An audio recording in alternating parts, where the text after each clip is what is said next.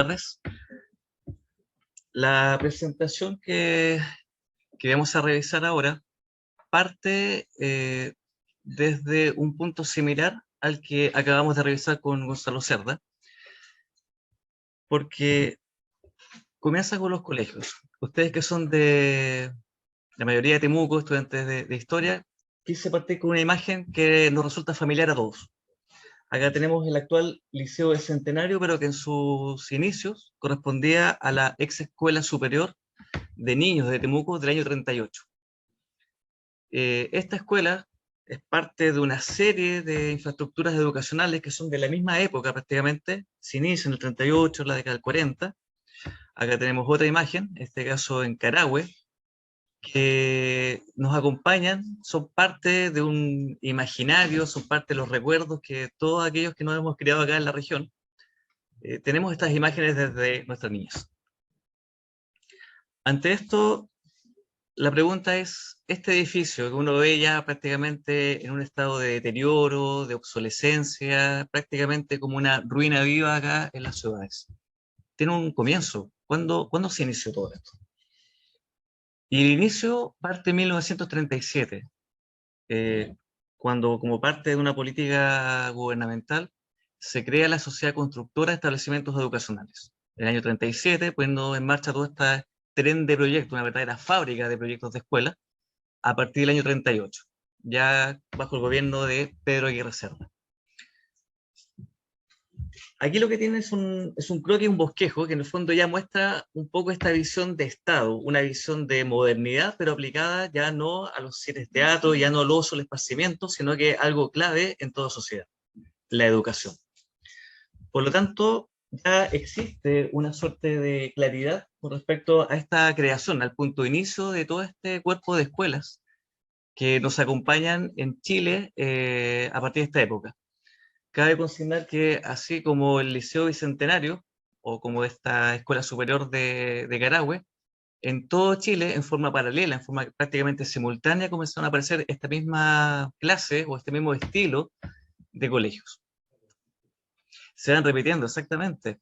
Y esa repetición justamente es algo que es muy llamativo. Esa repetición, ese concepto serial, ya en sí constituye un aspecto de modernidad. Ante eso, con Pablo nos hicimos la pregunta, bueno, esto está claro y está bastante documentado, hay mucha investigación, ustedes pueden, si les interesa el tema, pueden seguir buscando, bastante se ha escrito últimamente al respecto. Pero la gran pregunta es, ¿qué pasó antes? O sea, ¿cómo surgió? ¿Cómo se fue gestando esto? Y acá, con Pablo, trazamos un arco temporal desde que se promulga la Ley de Educación Primaria Obligatoria, allá por 1920, cuando prácticamente estaba iniciando el gobierno de Juan Luis Sanfuentes. Entre este periodo, 1920 y 1937, surgía la pregunta, ¿qué sucedió? ¿Qué fue lo que estaba pasando en Chile en ese momento? Y la verdad es que comenzamos a descubrir bastantes hallazgos, cosas interesantes, que todas coincidían prácticamente con la asunción de Carlos Ibáñez del Campo como presidente de Chile. Tenemos una visita de Hoover, bastante llamativa, presidente electo de Estados Unidos, quien en lugar de viajar por Europa hace una visita al Cono Sur de América, siendo una de sus visitas más destacadas la detención que hace en Chile. Paralelo a eso, o acto seguido más bien, tenemos la visita de Foundation Company, también un interesante hallazgo que realizamos con Pablo, de una verdadera empresa norteamericana, pero que en realidad, en términos prácticos, fue una agencia de desarrollo que sentó bastantes referentes sobre cómo seguir la política, en este caso nacional, con respecto a esta serialidad asociada a la modernidad. Ante eso surgió una pregunta que comenzó a guiar un poco la investigación. ¿Cuáles fueron los mecanismos, puntualmente, que la modernización del Estado de Chile utilizó en la arquitectura educacional para imprimir su sello? Para responderla, dejamos de lado algo habitual en la arquitectura. Nosotros acostumbramos mucho a tener una tendencia bastante taxonómica, bastante de clasificar, de ir categorizando a partir de periodos, estilos, atributos físicos, de imagen, en este caso de la forma arquitectónica. Y más bien empezamos a asumir la modernidad desde la dimensión que es mucho más genuina en sí como fenómeno, desde una complejidad. A partir de ello, tomamos como dos derroteros. Uno, asumir la modernidad como ideología y la modernidad como discurso. Para ello se tomó como premisa cierta distinción que hace Theo van Dijk al respecto, y como ideología se toma una premisa bastante genérica, pero muy útil, que en este caso es como el sistema de creencias fundamentales, vale decir, los fundamentos de sentido que definen las prácticas sociales respectivas, y entendemos el discurso como el medio en el cual esta ideología se reproduce socialmente.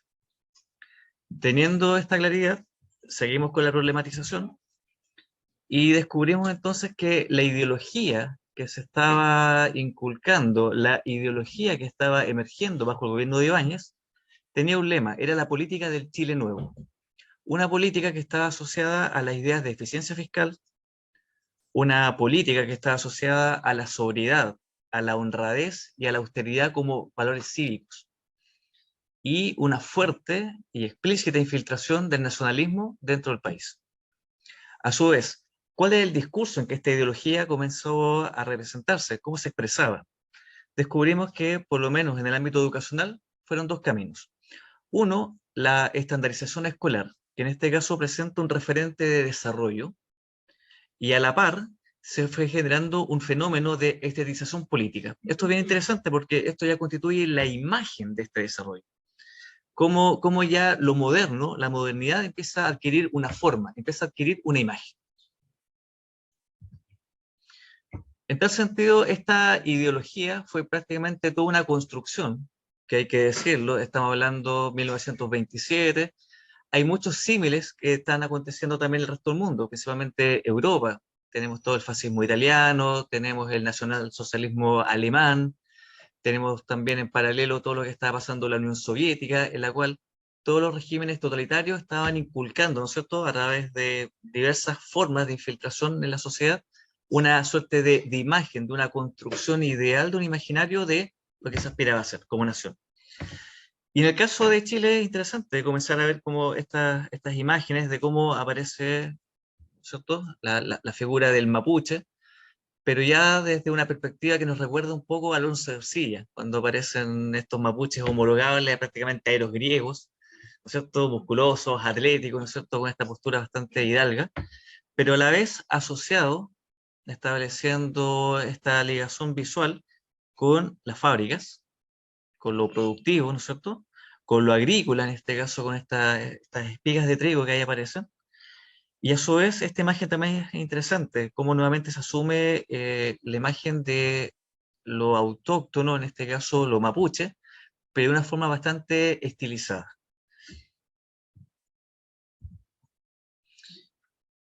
Y como discurso, bueno, empezamos a ya observar esta estandarización escolar.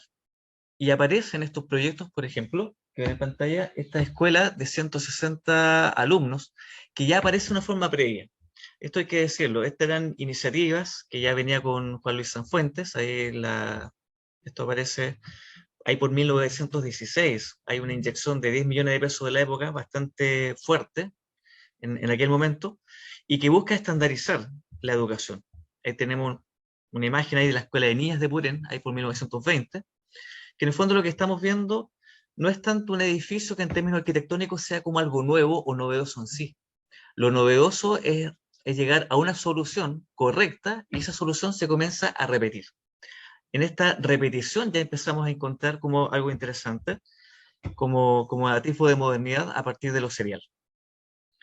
Acá tenemos, por ejemplo, cómo esta escuela se repite en forma con un flip, prácticamente una simetría especular, en este caso en Purén. Y esta situación de serialidad empieza a alcanzar ya una nueva etapa, un nuevo estadio, cuando en 1929, justo después, al año siguiente de la visita de Hoover a Chile, llega esta empresa norteamericana que es The Foundation Company y que está asociada a la creación de las escuelas estándar. Todos ustedes han escuchado hablar de la escuela estándar acá en Temuco, ¿no? Sí. En el sector Ferapinto. Bueno, todo parte desde acá. Acá hay una cita de Bernedo que hace toda una investigación desde el punto de vista económico del gobierno de Ibáñez del Campo, donde él relataba, abro comillas, faltaban escuelas y había que construirlas todas de un golpe, por centenares. Y efectivamente, cuando arriba a Chile esta empresa, después de la visita de Hoover, lo hace con un contrato con el recién creado Ministerio de Educación para construir y mejorar 601 escuelas en Chile. Y tal como lo haya dicho Bernedo, todas de golpe, por centenares. Es entonces que en febrero de 1929, ya se anuncia la visita del mes previo de una delegación de arquitectos que llega desde Estados Unidos justamente a construir, ¿no es cierto?, este proyecto. No era solamente diseñar las escuelas, era todo un plan logístico de construcción, en la cual ya este gobierno de Ibáñez del Campo se entregó a esta tarea de una forma bastante animada. Lo que estamos viendo directamente es la llegada del Fordismo. Lo que estamos viendo es esta producción en serie, en este caso de escuelas. Una producción ya de un prototipo que ya cuenta con ciertos estándares de calidad. Y aquí eso es interesante porque esta denominación, la de escuela estándar, viene justamente de ahí. Es parte del encargo del Ministerio de Educación que esta agencia estadounidense defina también cuáles son los estándares mínimos de calidad a la cual esta nueva nación chilena moderna, debe aspirar para sus estudiantes. Estudiantes, ¿no es cierto?, que se van a regir bajo este tema del Chile nuevo y que deben ser también sobrios, austeros, pero al mismo tiempo eficientes. No solamente en términos fiscales, sino que también bajo una eficiencia estudiantil, una eficiencia constructiva. Y aparecen los primeros diseños. Ya en esta revista, acá con Pablo hicimos toda una revisión de fuentes primarias. Encontramos en esta revista que se llama la Revista de Arquitectura y Arte Decorativo del año 29, que hay que decirlo, eran revistas, eran medios de difusión altamente politizados, era prácticamente un eco, una reverberancia en este caso del planteamiento del gobierno de Ibáñez. Ya aparece, si se pueden fijar, aquí mis colegas arquitectos que me acompañan, esto es un diseño de Roberto Dávila Carso, que fue el autor del Cap Ducal, por ejemplo, si lo ubican en Viña. Y aparece un diseño que ya ustedes comenzarán a ver que es bastante similar a lo que es la escuela estándar acá en Temuco. Bueno, este diseño, y aparece bajo esta etiqueta de escuelas modernas en Chile, efectivamente se concreta. Lo interesante es que esa escuela estándar que ustedes ven en el sector cercano a la feria, también se construyó, por ejemplo, en Iquique. La misma escuela, el mismo plano, el mismo proyecto. Todas en hormigón armado. Eso ya constituye un rasgo novedoso. Ya no son edificaciones construidas en albañilería, con estos revestimientos que recién habíamos visto en la exposición de Gonzalo Cerda, ¿no es cierto?, metálico, con imitación, ¿no es cierto?, muy bonito en la época, imitación de albañilería, sino que acá, derechamente, es hormigón armado. También es un símbolo de modernidad, es un símbolo de un Estado fuerte. Hay que recordar que todo esto parte también desde una gran enseñanza, una gran lección que nos dejó el terremoto de Talca en 1928. O sea, ya no se podía concebir que un Estado moderno viese todos sus edificios fiscales, sus edificios emblemáticos y clave, desmoronados por un movimiento sísmico. De hecho, 10 años después fue el terremoto de Chillán, prácticamente, en 1939, pero estas escuelas estándar se mantuvieron en pie. Entonces ya justamente se logró el propósito de que estos edificios, ya no más edificios municipales caídos, no más escuelas. Acá la apuesta fue por la juventud. La apuesta fue por formar una nueva generación de chilenos bajo esta etiqueta, ¿no es cierto?, bajo este epígrafe de modernidad. Aquí estamos viendo una imagen de la escuela estándar, la que da a calle Mata. Si ustedes se han fijado, esta actual escuela que está en deterioro, ¿no es cierto?, como popularmente conocido como el Lechuga, tiene su espejo en la otra cuadra, o sea, en la misma cuadra, perdón, pero al lado opuesto, con la escuela de 532. Hasta el día de hoy todavía mantiene el nombre de escuela estándar. Los profesores, la actual directora, en su momento recibieron como la propuesta por parte del municipio de cambiar. Saquemos el nombre estándar, hacer esto como añejo, obsoleto. No, se resistieron. Lo mantienen, es parte como de su identidad, desconociendo toda esta historia, que es realmente importante lo que significa la historia en Chile de las infraestructuras educacionales. Y a su vez, la Universidad de la Frontera, ustedes aquí son los anfitriones, la sede que tienen en Prat también corresponde a una escuela estándar. Y esto es llamativo, porque en este proyecto que asume The Foundation Company, con Pablo logramos encontrar nada menos que 3 escuelas estándar en una misma ciudad, acá en Temuco. Se repitieron los casos en Limache, en Linares, en los Andes, en Iquique, pero realmente en Temuco fue llamativo encontrar nada menos que 3 casos. Y de esos 3 casos también resulta llamativo lo que tienen en pantalla, que es la presencia de estas grecas. Esto también nos llamó la atención. El caso de la actual sede de la Universidad de la Frontera, esta sede en Prat, es la única de estas escuelas que tiene estas grecas mapuches. Mapuches, pensamos en un principio. Seguimos investigando con Pablo y empezamos a hacer como un rastreo. Llegamos a un texto del año 29 de Abel Gutiérrez, un profesor de arquitectura de la Universidad de Chile, que generó una publicación pensado para los arquitectos, en el cual dentro de esta línea de modernidad, y como vimos como parte de este imaginario que se estaba construyendo bajo el gobierno de Ibáñez del Campo, también se buscaba refundir esta imagen de lo mapuche, como con estos valores heroicos, muy al estilo de Alonso Orcilla, y habían generado toda una serie de diagramas, de gráficos, ¿no es cierto?, de iconografías más bien, que rescataban esta idea de lo indígena. Empezamos a hacer el rastreo y llegamos a una figura de a una vasija de un libro de Ricardo Lacham, del año anterior, a su vez, 1928, pero no era mapuche. Esto era un aríbalo con iconografía incaica. Entonces también empezamos a preguntarnos cómo esta idea de lo mapuche también se pierde, se desdobla. O sea, aquí es lo precolombino y esto se unifica.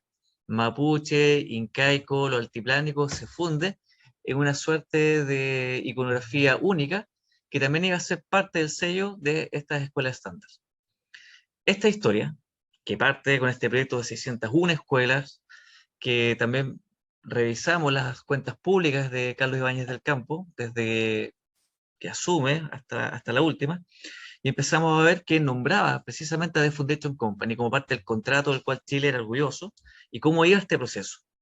Todo esto, bueno, cae de bruces justamente con la depresión del 29, la gran depresión de la bolsa de Nueva York, cuyos coletazos impactaron a Chile de una forma mucho más fuerte que en otras naciones, que en otros países, y prácticamente a raíz de eso, todo este gran proyecto, todo este financiamiento de esta empresa, de esta agencia de desarrollo del cual Chile comenzó a rescatar esta política de cerealidad, eh, cae estrepitosamente y quedamos prácticamente una quiebra fiscal.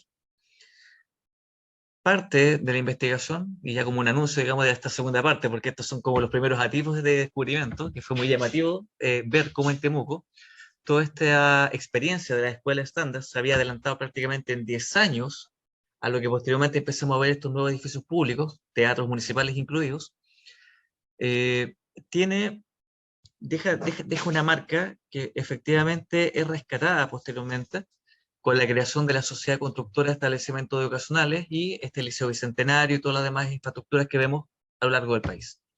Temuco, la Araucanía en este caso, es parte de una experiencia piloto de un proyecto que partió con muchos bríos, finalmente fracasa, pero más allá de una forma arquitectónica, más allá de un estilo que se observó aquí, se observó en Brasil, se observó posteriormente en distintas naciones en Latinoamérica, tenemos una experiencia muy llamativa, prácticamente con 10 años de antelación, y de la cual Temuco, acá en esta ciudad, tenemos nada menos que 3 experiencias, aún en pie, y sobre todo, y manteniendo, en el caso de ustedes que son acá estudiantes de la Universidad de la Frontera, aún su destino educacional.